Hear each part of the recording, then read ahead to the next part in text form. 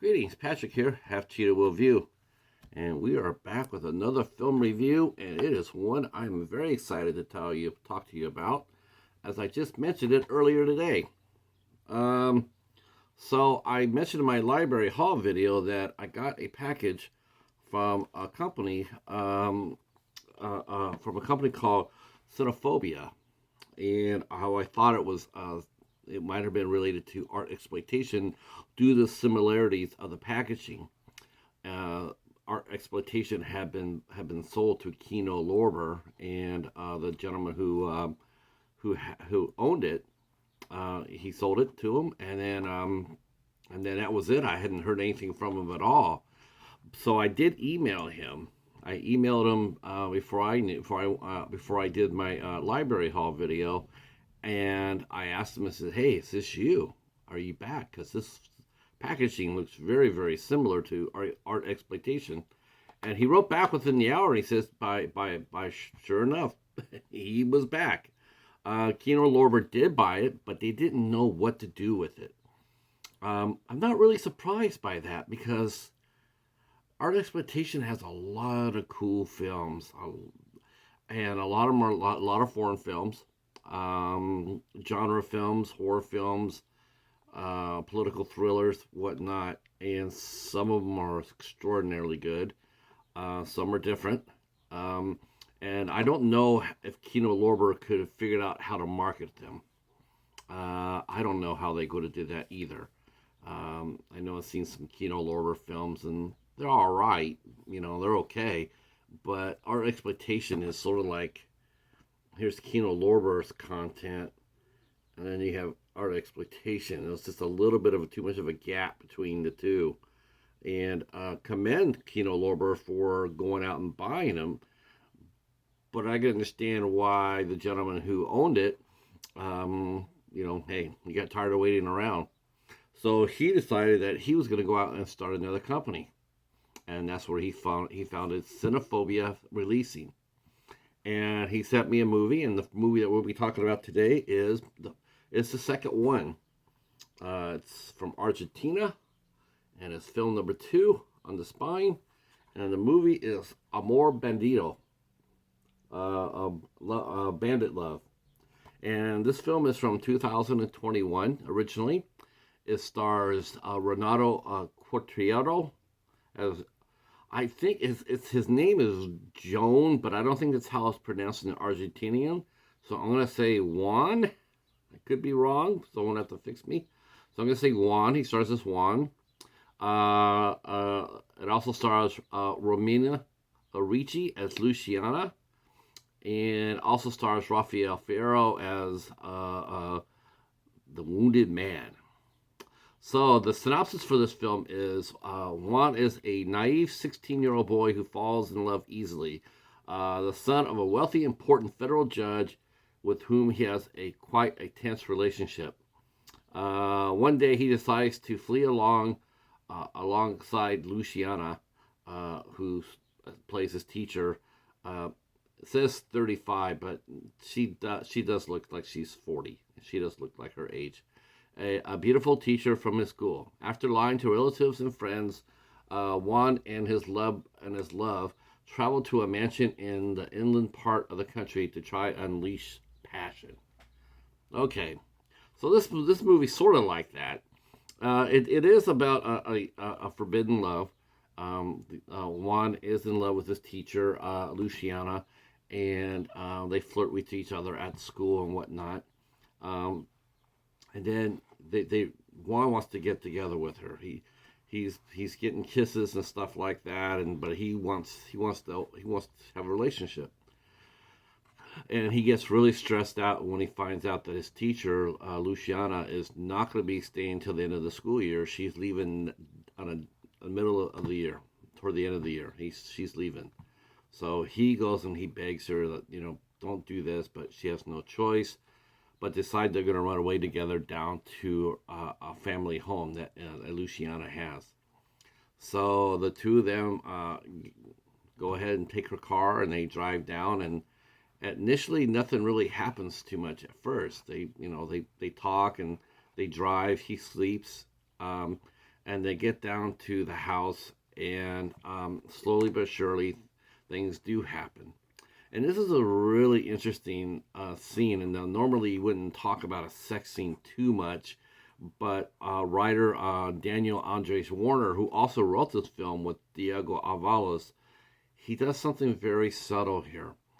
Whereas you can see that the teacher and Juan or Luciana are definitely separate. When they do get together, it is sort of like he's passionate on his side, but she is not. She is sort of holding back. But the longer they stay together, the more the feelings come out, and before you know it, Luciana is responding to Juan. You can see it, and during their love making, that all of a sudden she is now invested with them. And I don't think that's really what she wanted to do. And it pays out. It turns out it really wasn't the thing for her to do, because what turns into a forbidden love in a getaway turns sinister when Luciana comes back from going out to get supplies, and she happens to bring in a man, an older man who is badly hurt, and she says that it is her brother. But we find out that it is not. He's not hurt, and it's not his brother, and that Luciana and him know each other beforehand, and they are up to no good.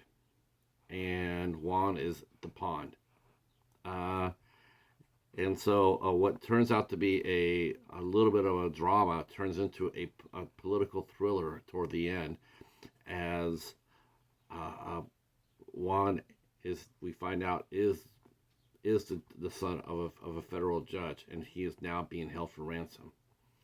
And not everybody is as who they seem to be. And so this is a fast-paced film, well acted. I really like the interaction among the cast. Rafael Fierro, who plays the kidnapper, he's ferocious. Very disturbing scene in the movie between him and Juan. Very dominating. The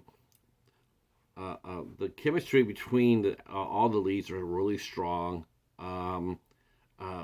Renato and Romina, who played the two leads, they really are quite charming together. And Renato plays a 16-year-old very convincingly. I had to go double check his age because he looks 16, and he acted 16. It was a great performance. Ricci, who plays Luciana, she is more sultry than I would call her beautiful. I call her more sultry, smoldering, if you will, and full of regret. I was impressed. This movie only lasts an hour and 20 minutes, so it's lean and it's mean. There's no wasted motion here in the story. There's no filler. Every scene that you see, every scene has meaning to it. Including when Luciana and Juan get to the house, and she throws him into the swimming pool, and his school bag is lost in the pool. It gets sunk in the pool, and you see glimpses of that throughout the movie.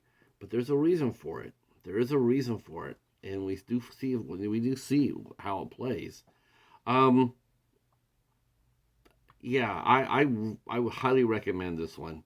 Highly recommend Amor Bandido. The extras are sort of thin, but I think they'll get better with every release, because in Artsploitation they also did special features, and they got better as every release came on. Extras do cost money to put on a movie, so right now, just getting up and running, I suspect it'll be a little bit thin. But it does include trailers on here for upcoming films. In fact, there's one in here that I'll be looking at myself.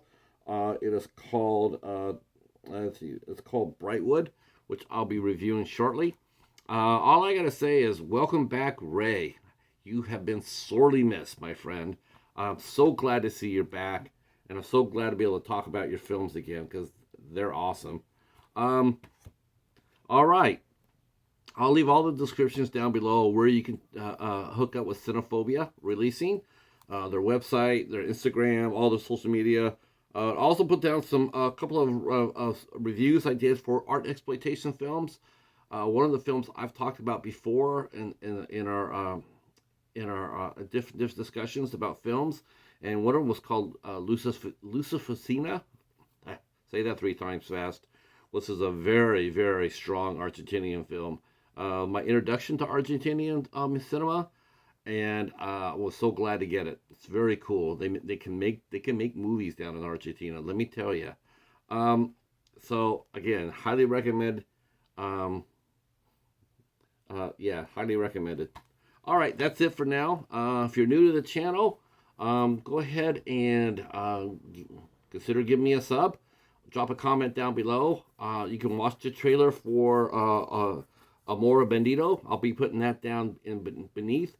And this movie will be coming out in July, the home market. It will be coming out in July. And you can go ahead and pre-order your copy as well through the Cinephobia releasing website. All right. And drop a comment down below. And let me know what you think of the review and the trailer. All right. Gosh, the cover. This cover's throwing me back to a movie in the '80s called Playing with Fire, which starred Philip Brown, I believe his name was, and Sybil Danning. I don't think it was. It was sort of like the similar type of deal, similar, but this one more interesting, slightly more interesting. All right. Well, thanks for watching, and see you soon. Peace.